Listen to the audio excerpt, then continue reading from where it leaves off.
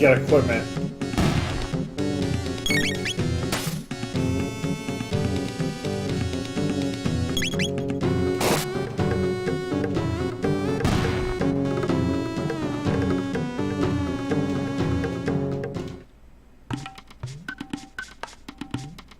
Those horns, petals, fangs, things. People don't know you trade them in for equipment in this era. So the good thing is, even if you get more than you need now, there's going to be a point in the future, against spoiler, that you're going to come back here and you still have the same amount of petals, fangs, and horns you had. So just keep them. You can trade them in and instantly get the next level of gear that's available when you come back here. So definitely very handy. And these creatures are a joke.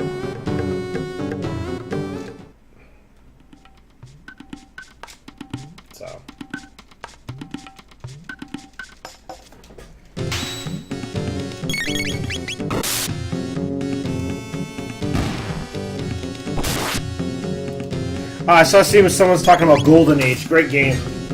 The ones, I don't know if people have DS, the DS one and the Game Boy Advance ones, but those are excellent games as well. So, Golden Age Dark Dawn is actually a very good game for the Nintendo DS. It's one I've mostly through, and I'll eventually get there. So if you wait for the rain and you come to one of these 3 spots, these guys will be here. And they'll do everything but 1 damage to you. Just do damage to them and just drop a heal every so often. So that way, because sometimes they'll do an attack that just more than the base 1 damage to get you low, so.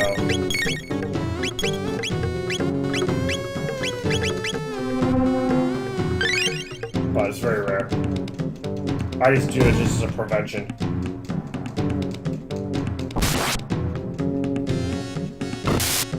There we go.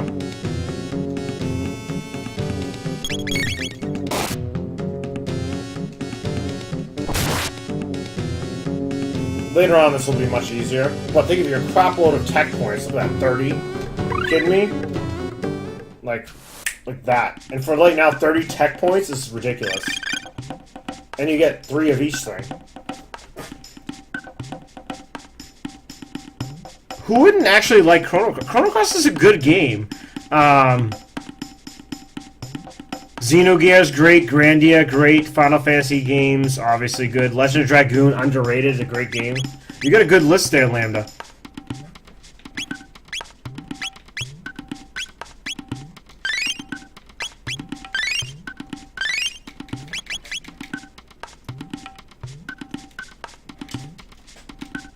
Oh, there's the third eye. Excellent.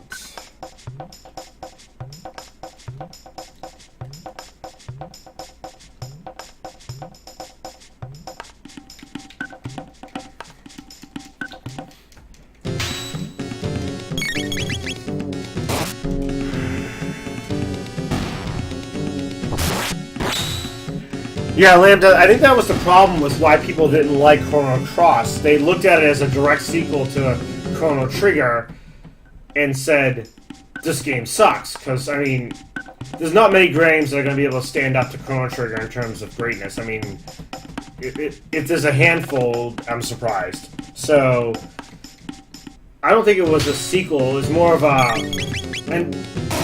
game based in the same universe, I guess would be the way to best describe it if they were advertising it now.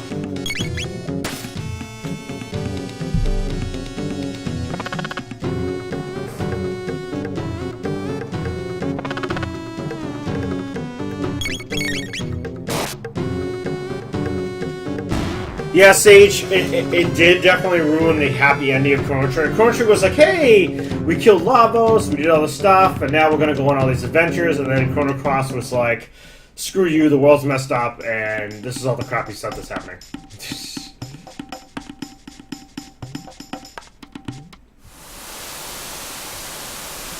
Alright, so if I can get up here, I think I might be able to catch this one over here. Come on, come on, come on, come on, come on, come on, come on, come on. There we go.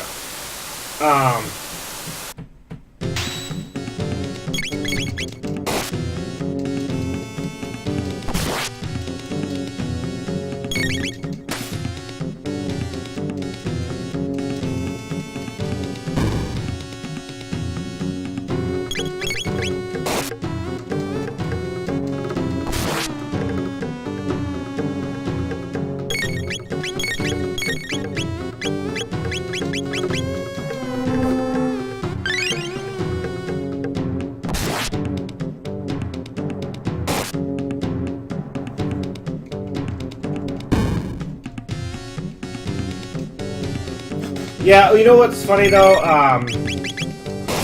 Sage, they could completely make a new one and completely say that Chrono Cross never happened, or find another way to, like, repair that.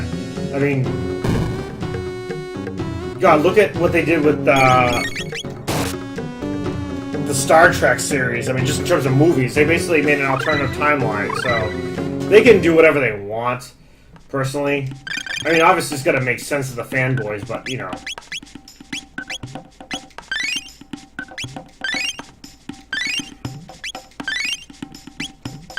Personally, I'm very, very saddened that probably Chrono Break will never happen.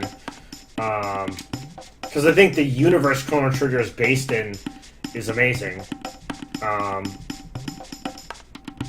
You know, I was always hoping that Chrono Break would be something, you know, and there was all sorts of rumors, but Chrono Break would be something like, you know, Chrono and his friends, or something in that same time verse.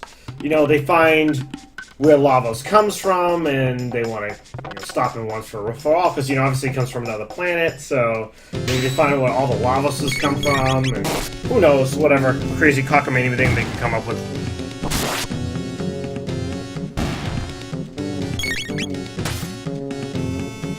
Yeah, Lambda, you know what's funny, because Final Fantasy 3, which is basically 6, or 6 is basically 3, or whatever you look at it, and Chrono Cross came out within, like, I think a year of each other, so Chrono Trigger, sorry. So, Chrono Trigger I played a crap load of, and Final Fantasy I never played at that time period. I played a little bit later in my life, and it was like, well, I wouldn't have had time for both of these games, you know?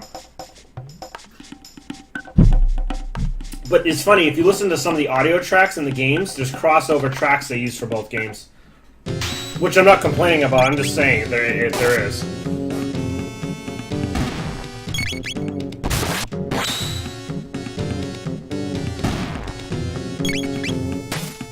Well, you know what's funny, Ronan, is that,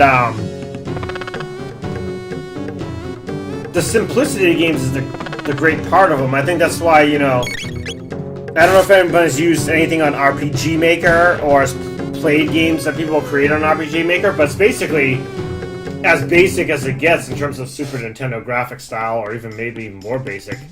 But the idea is that you create content and story, and not focus on the graphical prowess of the game, you know?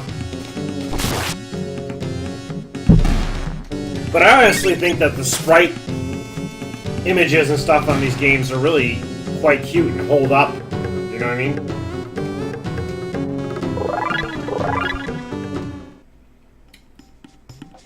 The other art style that I like to see in RPGs is something that I see in Dragon Quest VIII, is cell shading. Cell shading is one of my favorite type of animation styles. I like it in the Tales of Symphonia, any of the Tales games actually.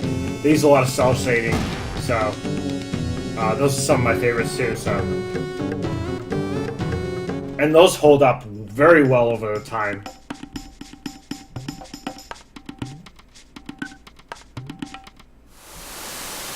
Ah, you're not there. I'm probably not going to be able to get to this one.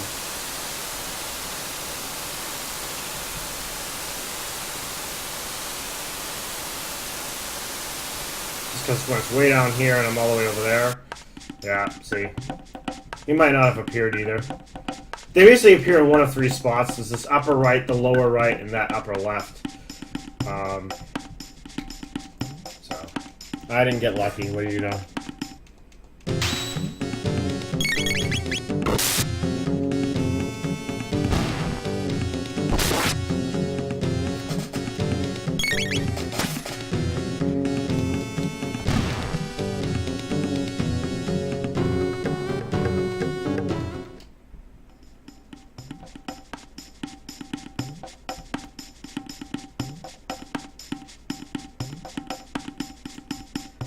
Honestly, if anyone hasn't played any of the new Tales games, the Tales of Xillia games are excellent Tales games. I play Tales of Xillia. I gotta pick up Tales of Xillia 2. I know it's for PlayStation 3, but if you have a PS3 and you're an RPG fan, you haven't picked it up because you're not familiar with Tales games, or you don't think it's going to be that good, it's an excellent game. A very good game. It's got kind of that witty commentary that Tales games are used to, but you see a lot more in the old classic RPGs, you know, that they don't get away with these days.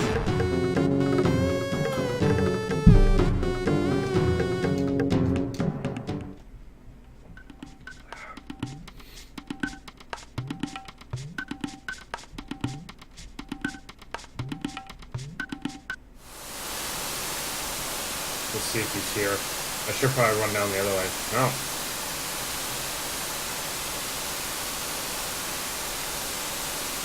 I'm not gonna get there in time. There's no way. That sucks.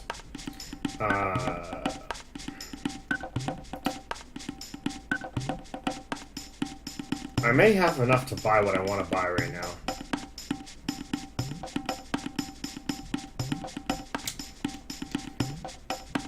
Which is the most important thing. No. Which one is the one that tells me about this? Yes. Okay, so I want Petal and Fang, Petal and Horn, Petal and Feather. Fang and Horn. Fang and Horn, Fang and Feather. What was the last one? Fang and Horn, Fang and Feather. Horn and Feather. Alright, so let's do Fang and Horn.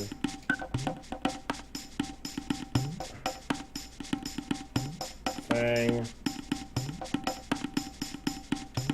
Horn. Yes, I need one flint edge. Yes.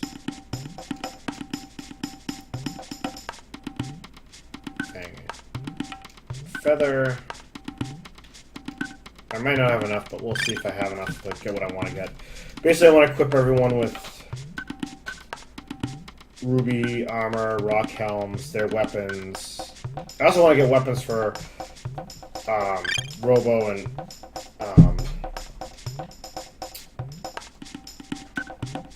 Luca, even though they're not in my group, because see, that's a good upgrade. I think she's already got ruby and rock. Okay.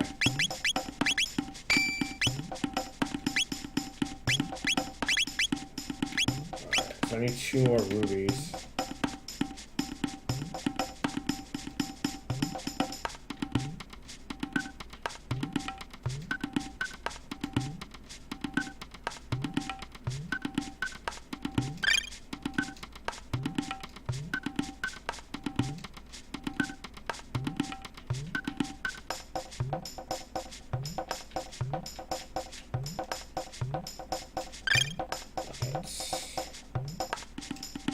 Let's see, I need a gun.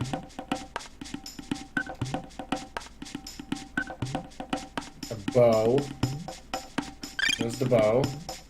And the gun.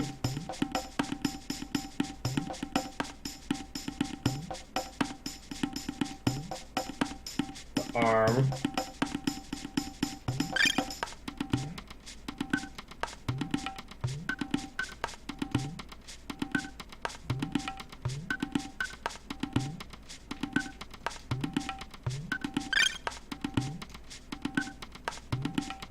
Alright, let me equip this crap. Alright, so I got that. She's got that. Bow for her. Gun for her. This guy here. You know what game's really underrated? The Golden Sun games. Yeah, we were just talking about that, Lambda. No video games, love and hate with my... Sage, Ogre Battle is one of the best games ever. And I actually might do a run of that, and I might want to kill myself afterwards, but you may see me do a run of that and probably reset it about 1,000.